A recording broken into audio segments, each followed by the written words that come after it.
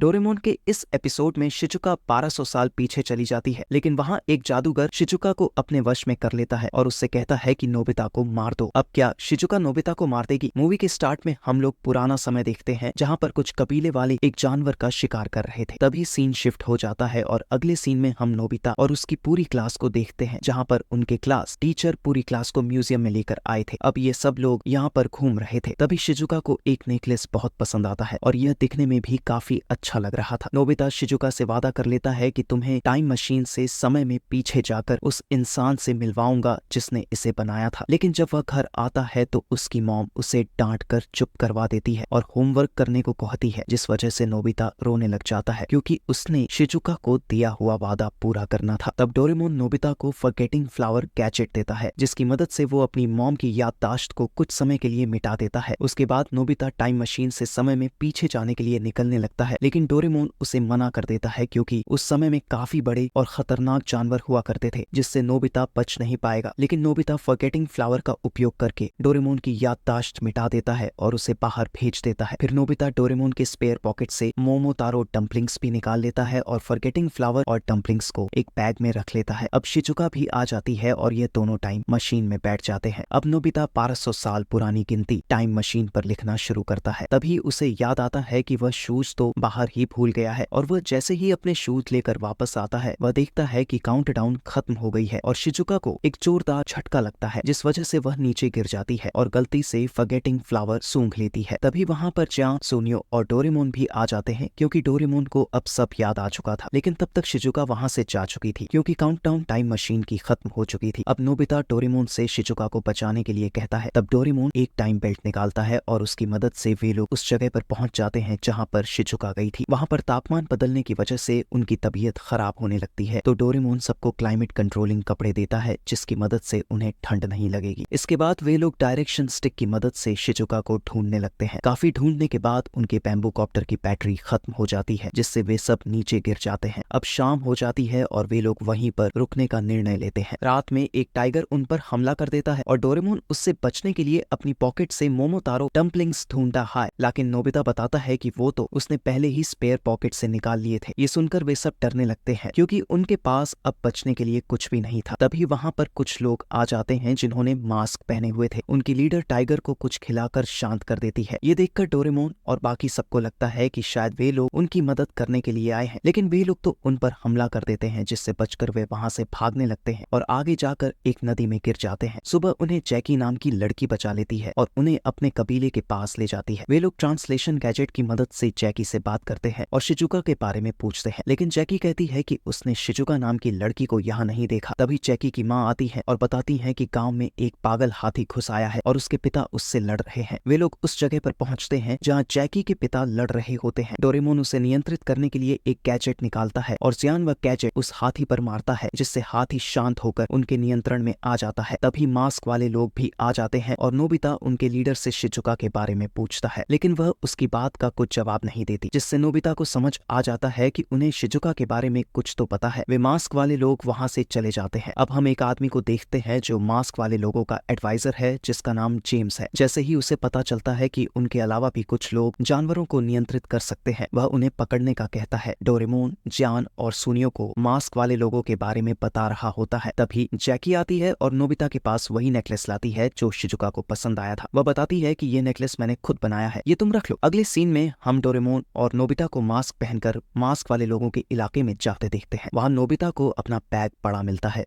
जिसके अंदर डम्पलिंग्स होते हैं। डोरेमोन समझ जाता है कि मास्क वाली लीडर कोई और नहीं बल्कि शिजुका ही है, जो डम्पलिंग्स खिलाकर जानवरों को नियंत्रित कर रही थी। अब वे और अधिक जानने के लिए उस गुफा के अंदर जाते हैं, लेकिन वहां पर उनके लोग आ जाते हैं और उन्हें पकड़ लेते हैं। उन्हें पकड़कर एक टाइगर के सामने बांध देते हैं। तभी जान हाथी को लेकर आता है और जैकी और सुनियो के साथ उन पर हमला कर देता है। ये देखकर जेम्स शिजुका को लेकर वहां से भागने लगता है। डोरेमोन और नोबिता उसका पीछा करने लगते हैं और एक जगह पहुंच जाते हैं। जेम्स उन्हें बताता है कि शिजुका कुछ दिनों पहले मुझे जंगल के पास पड़ी हुई मिली थी, जिसे कुछ भी याद नहीं था और उसके पास एक फूल और कुछ फल मिले थे। इन्हें देखकर वह कुछ समझ नहीं पाया, लेकिन कुछ समय बाद वह उसे जानने लग गया और उसने शिजुका को एक कबीले का लीडर बना दिया और आसपास की जगहों पर कब्जा करने लग गया। अब वह शिजुका को नोबिता पर हमला करने को कहता है। शिजुका को कुछ भी याद नहीं होने के कारण वह नोबिता पर हमला करने लगती है। नोबिता शिजुका को सब याद दिलाने की कोशिश करता है और नेकलेस दिखाता है, जिससे शिजुका को वह वादा याद आ जाता है। जेम्स नोबिता पर अटैक करने के लिए आगे बढ़ता है, लेकिन शिजुका उसके सामने आ जाती है। नोबिता को कुछ नहीं होता क्योंकि जानवरों को नियंत्रित करने के लिए गैजेट है और इंसानों को इससे कोई तकलीफ नहीं पहुंचती।